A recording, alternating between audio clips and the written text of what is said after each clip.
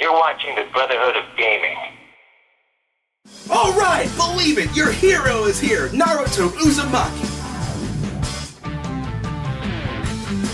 Ah, the silent treatment, is it? Well, you know what? I've got a jutsu just for you. The super ultra badass gonna beat everything Omega Power Supreme Jutsu Bakutatsu Maku Technique Jutsu.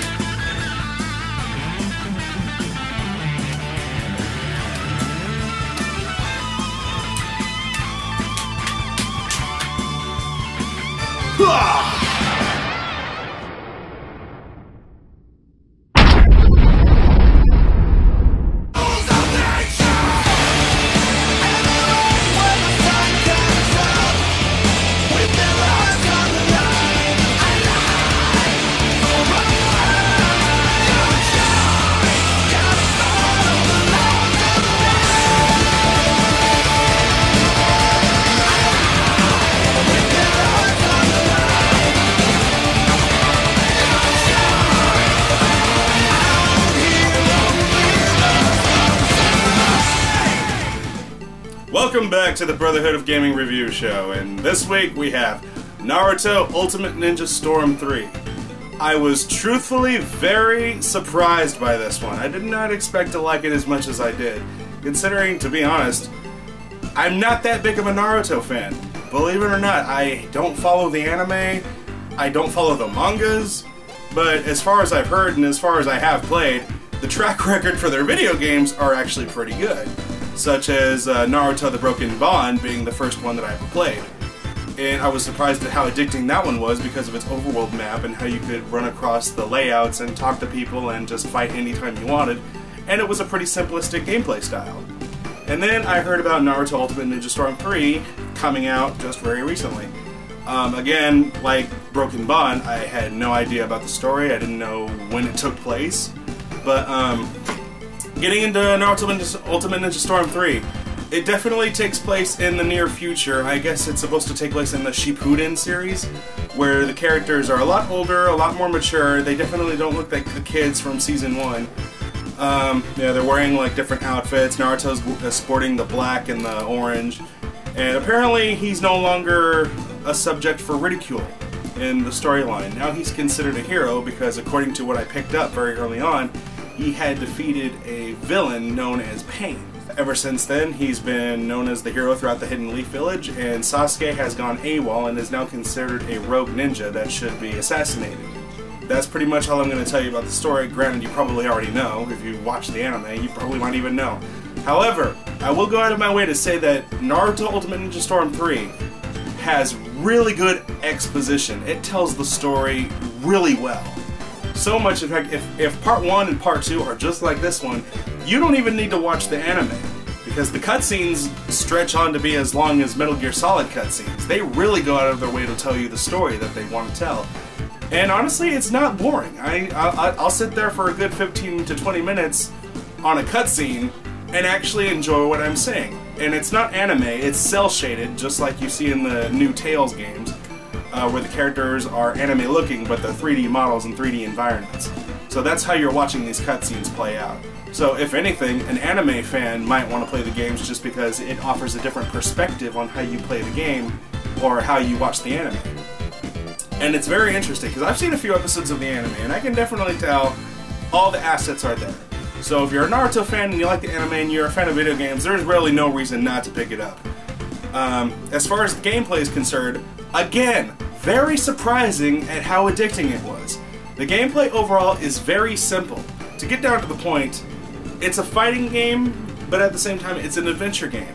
When you start the game, you basically have an overworld map that you can run around and explore at any time, and there's side quests you can do by talking to people and interacting with objects, and also more side quests depending on how you go about things. Now, your choices also make a difference in the game. When you come to key points during the storyline, you'll get asked to make an ultimate decision, whether you want to take the hero side or the legend side. The legend side is usually the more complicated and the more difficult one, because that's where Naruto usually handles things on his own, or depending on how the story plays out. For example, say you want to fight the nine-tailed fox inside of Naruto's inner mind.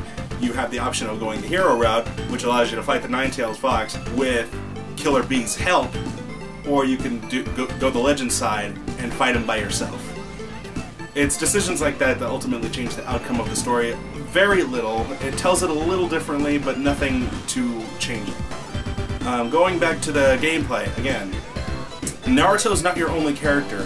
Throughout the entire game, you will be switching characters a lot of the time. So you'll play Naruto for a little bit, then you'll play as Sasuke, then you'll play as Sakura, then you'll play as other characters throughout the Naruto universe, and you learn how they play. And the gameplay style for them all stays technically the same, so there's not much relearning of every character they have to do. They all have different moves, granted, but how they play is still the same to the elements of all the characters. But going into the music section of the game, again, I'm really stunned. With all of the epic moments that happen in the storyline with the gameplay and the music all together, it works really well. The impact of each emotion is carried through the music's orchestra, and I'm guessing it was taken from the anime because they knew what they were doing. And it's just truthfully very stunning. Some elements that I forgot to mention about the gameplay are, after you get to a fight with a certain character, you might have to trigger some quick time cutscenes where it's a different take on the battle, or sometimes it'll happen in battle when you get the enemy close to defeat. And a cutscene will trigger, and you have to press all of these different button combinations at the right time. It's not ultimately a battle fail if you don't succeed, but you will if you continue to fail a lot.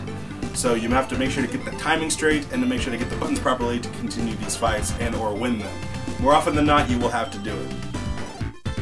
As far as graphics are concerned, I'm actually really surprised there too. It's well, I shouldn't be too surprised because when I look at this game, I get visions of Tales of Vesperia, which did the exact same thing, so it looks just as beautiful as that. And I guess since Naruto is out of my bounds, and when I step into it, I'm honestly surprised by anything I see, if it's good, because I'm an outsider that is coming into a Naruto world. So for me to be able to come into this Naruto world and enjoy the game without having prior knowledge to anything, that's truly an amazing feat for a game to do that, or a story to do that. So even if you're not a Naruto fan, it's an enjoyable game. It tells an interesting story that you really don't need to know too much about prior. Sometimes they use words that you probably might not know, such as chakra and jinchuriki, which eventually you'll figure it out later. Like, you kind of figure out that, okay, jinchuriki is basically a host for summoning, and chakra is like inner energy.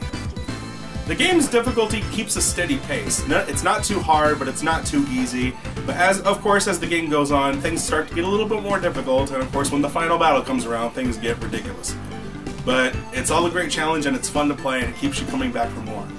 Another plus is even after you complete the game, but you get to go back to the campaign and finish things that you didn't do, or continue the story in some way, with side quests, talking to characters, interacting with them, and having to fight them, or even just doing some comedic things. On a side note, there is also a versus mode, which you get to play as the entire Naruto cast and universe, and believe me, this roster is really huge. All in all, Naruto Ultimate Ninja Storm 3 was a very big surprise for me. I didn't expect it to be as good as it was. I didn't expect to be as excited as I was to get to the end of the game. It was really cool. And if anybody's interested in a game where you don't really need to know prior too much and you just want to have a fun time, definitely check out Naruto Ultimate Ninja Storm 3. It offered something special for me anyway. And in the end, that's all the game can really do. As long as you're happy and satisfied with what you got, I guess the game did its job. Meanwhile, you've been watching the BrotherhoodOfGaming.com, and as ever, my faithful followers, my viewers, and my friends, keep on doing the good fight.